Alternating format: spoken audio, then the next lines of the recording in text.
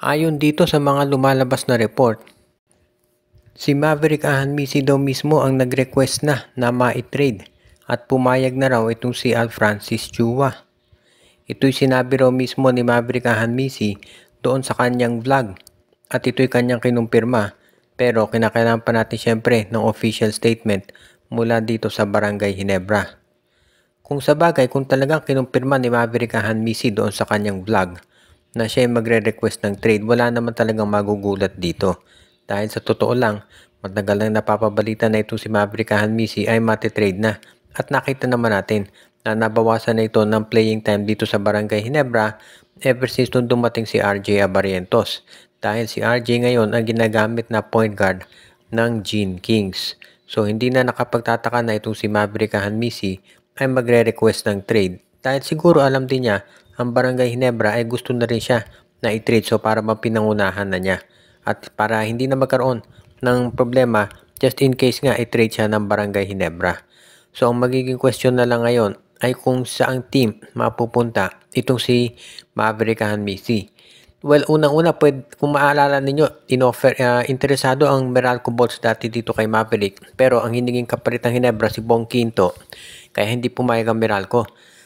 Kung hindi na pwede sa Meralco, pwede rin itong si Maverick Ahanmisi ibalik dito sa Converge Fiber XS na ang balita interesado rin sa kanya. So, baka maging ang kapalit nito yung rights ni Mikey Williams. Or alam natin, meron ding mga ibang teams dyan, baka Titan Ultra interesado kay Maverick.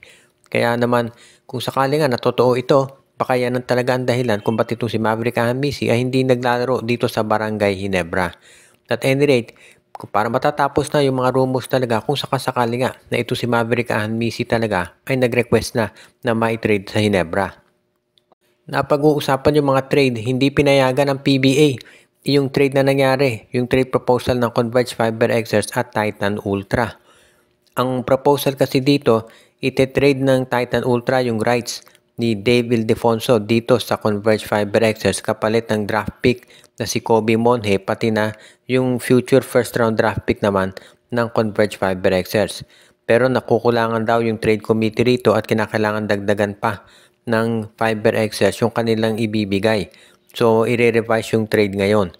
Alam din natin na may kontrata pa kasi itong si Dave Ildefonso dito sa Abra. So, baka isa pa yan doon sa mga concerns ng PBA kaya hindi pa ito pinapayagan. Marami kaagad ang nag-comment sa social media na kung SMC daw ang involved sa trade na to, malamang naaprubahan pa mabilis pa sa alas 4.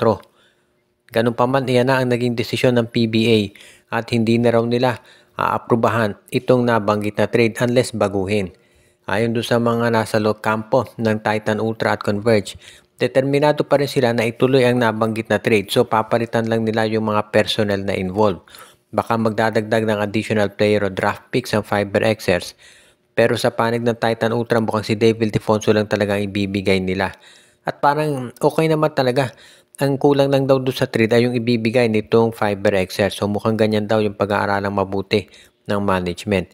Pero sa ngayon, mukhang sabihin man natin na ni-reject ng PBA yung trade na yan, ay eventually matutuloy din dahil determinado ang Converge sa Titan Ultra na i-revise ang trade hanggat makuha nila yung approval mula dito sa PBA at sigurado naman daw na magagawa nila yan. Kinakailangan lang talaga na konting pag-ayos dito sa trade at do sa mga assets na magiging involved dito. Kaya confident ng Converge sa Titan Ultra na mangyayari pa rin iyan. Ang San Miguel Beermen daw ay interesado dito kay Cedric Bearfield. Sinabi na kasi, ayon do sa mga reports na lumalabas, interesado daw. Hindi daw interesado ang Barangay Ginebra na i-trade si RJ Abarientos para dito kay Cedric Bearfield. So ngayon mukhang papasok sa eksena ang San Miguel Beer at susubukan nila na sila naman ang kumuha dito kay Bearfield.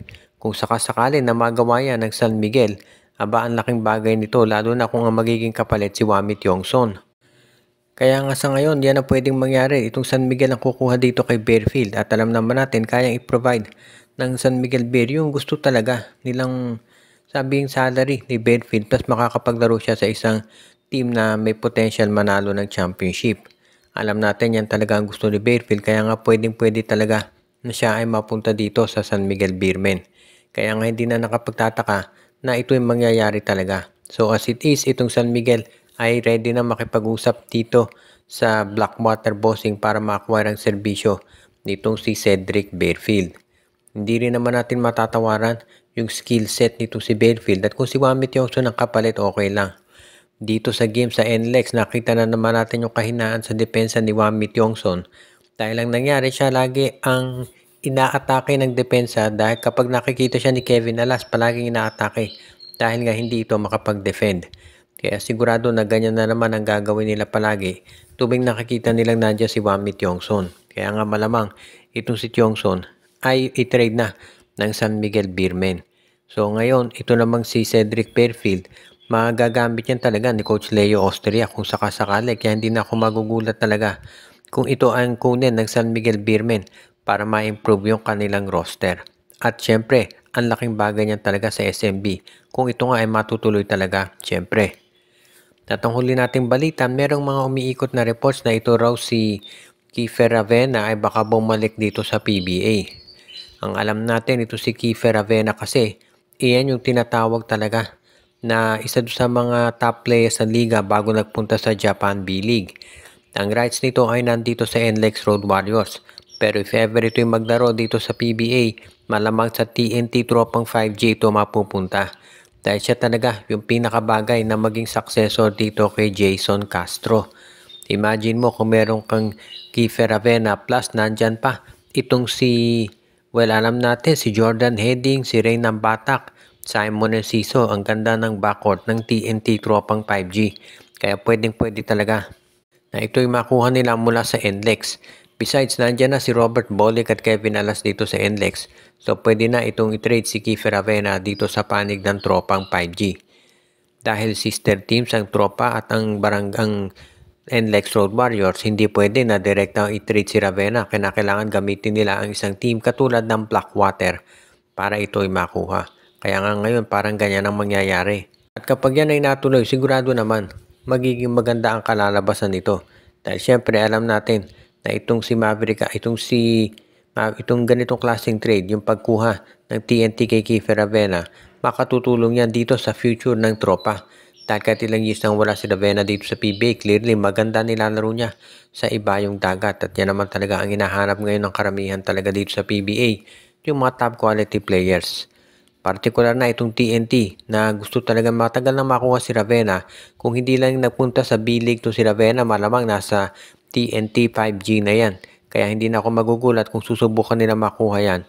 Lalo na at alam naman natin na matindi talaga yung aspiration sa Grand Slam ng TNT Tropa. Binabati natin ang ating mga taga-subaybay katulad ni Joshua Giray, si Anthony Alon, si Michael D., Ireneo Salangsang, Katsakino Dokusin, si Dexter Domer, pati na rin si Dalmacio de Guzman, Malyari Mascareñas, si Enju, si Ireneo Salangsang at ang iba pang mga regular nating viewer.